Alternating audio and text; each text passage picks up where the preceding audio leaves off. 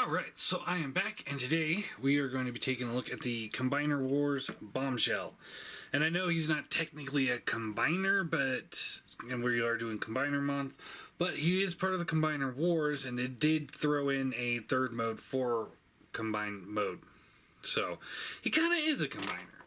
I guess he kind of counts. Real quick, packaging.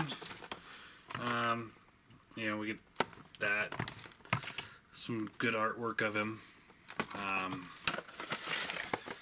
Backing. There's his bio if you want to try and read that. Whoop-de-doo. Product info. He comes with a little card too, which doesn't look anything like the toy, but I guess that's okay. And on the back we got that. And I don't think these do anything. I thought they were going to be like you scan it somehow on your phone and you get to play something online. I don't know what I'm talking about here. Anyway, so here's Bombshell. He comes with nothing except for what you see. Posability wise, nothing at the head. Shoulders are on ball joints, so good range of motion there. There is a ball jointed elbow. These legs are on their own little swivel, so they can rotate back if you want. Get them out of the way, or leave them out. I prefer to leave them out. Just kind of, because he's a bug. He's just showing his true colors. Waist does rotate. Hips are on ball joints. There is a thigh swivel, and then there is a bend at the knee. That's really all there is to Posability. So he hits all the right points for a figure this size. Aside from his head being posable, which, it's just not going to happen with the way it's designed. I really can't think of anything else I really would want from a figure this size. I think he's just about perfect. Transformation is real simple too.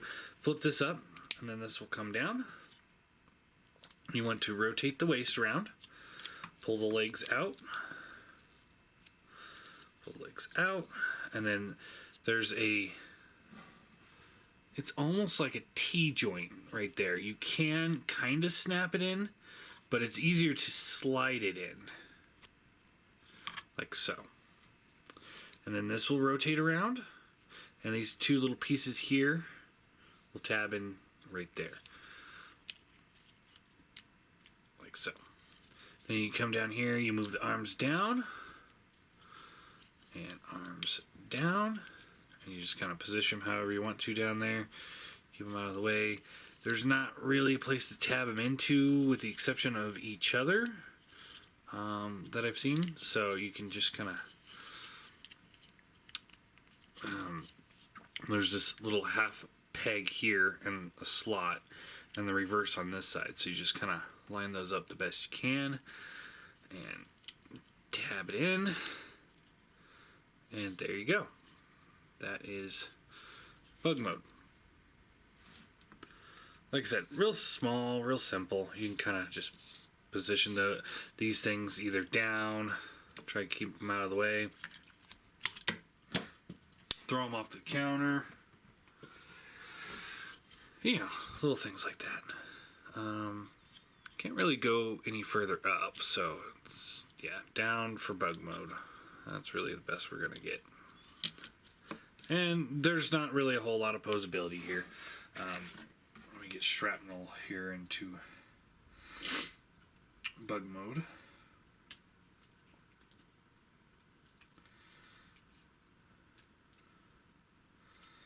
Real quick here.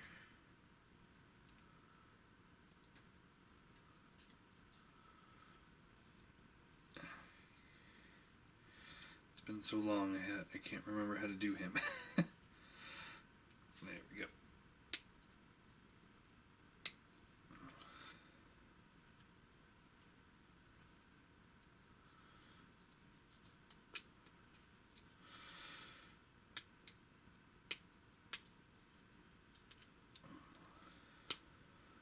Should have done this before the video. Oh well. I know. Watch someone else's review of it who's better prepared.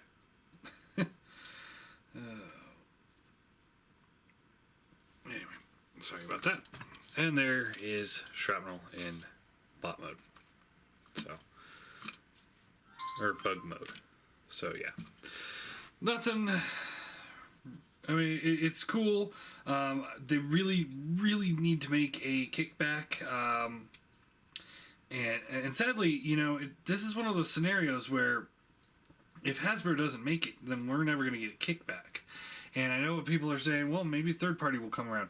But it seems like lately that's where third parties are really dropping the ball. Is, you know, they started out to clean up Hasbro's act when they forgot something, but now they're off on their own little worlds, which is fine, but they seem to forget what got, you know, what we started with, you know. So, anyway. So for combine mode, this is why he's part of the Combiner Wars. You want to take these arms here out, and they will rotate up like this, and you just kind of move this leg out of the way, and up. Move things out of the way. Alright, now we tab the two pieces together like we did for bug mode.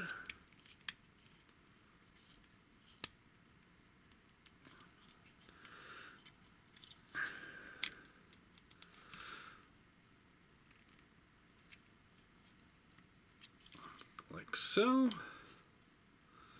And you take the handles here and just either leave them down this way so they can plug in like that, or, well, I guess that's really your best option. So we'll take this one and we'll fold that up so it's just kind of out of the way. And we will zoom out a bit. And we'll get Minosaur here, or the kind of Minosaur. And you just take this handle here, and it will just plug in to his hand like this. And now you have kind of a gun, which actually works pretty well for this. That's actually kind of cool. I like the how well this coloring goes with the drag strip and the Minosaur itself. That's actually a pretty cool little gun. I'm not gonna lie, I wasn't thinking I would like that, but I do. And then you can use it with the deluxe figures too. Here's Starscream, and you know, you can just plug this into his hand because it's just a 5mm port, and that just looks stupid. But you can take a bigger figure, like say, I don't know, Leader Class Megatron here, and he can hold it, and that looks a little bit better. Not really, but I mean, it works better than the Starscream. I don't think this works for him as a gun. Maybe you can plug it into his forearm, have a second cannon, but it's a little loose, so it doesn't work that well. Anyway, so and then to go back to robot mode, all you gotta do is just unplug the arms, rotate them out, so the legs down, rotate them, and then you can position these legs however you want to, just kind of get them out of the way. Rotate the arms forward, flip this back, and then this will just hinge up. And there you go. So, yeah, he's a pretty cool little guy. I do like him. Actually, we'll leave it zoomed out. So here he is with the classic Seeker mold. And this scale actually works pretty well. I actually think this is just about perfect for Insecticon to him.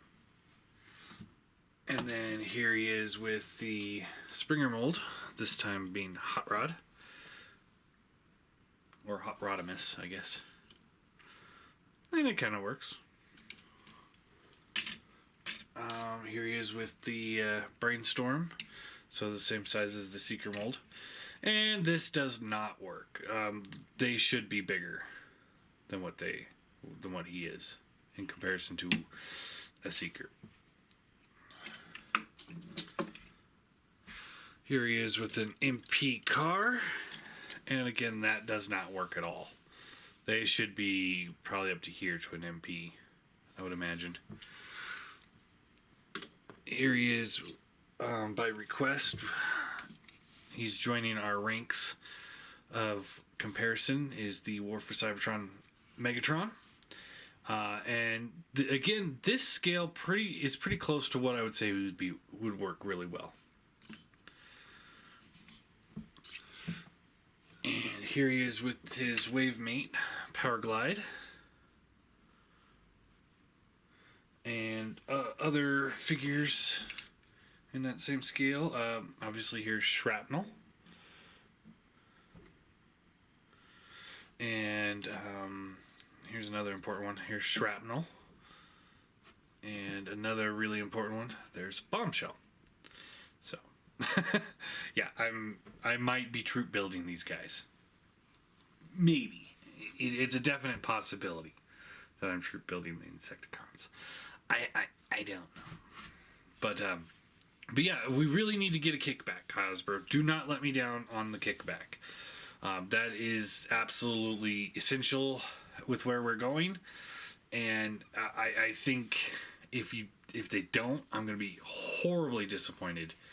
And yet again, not having a full set of Insecticons because Hasbro dropped the ball. I think that would just suck. Anyway, so as far as Bombshell goes, I think he's really solid. I really like him. For his price point, I have to... Yeah, I'm going to give him a 10 out of 10. I like I said, I think he hits all the right cues. He looks really well. English good, me. He looks really good, and I really like him. Like I said, all the posability's right where it needs to be for a figure this size. The look, the coloration, and this nice metallic purple and metallic gold going on here. The head sculpt is spot on. Just everything about him. And the fact that he does make a decent gun for those combiners. I think that works. I like it. I like it a lot. So, anyway, there is Bombshell. Oh, and the question of the day would be, do you guys want me to take a break from combiner-related figures and look at him later this week? Or shall I wait till the end of the month and do it next month? Up to you.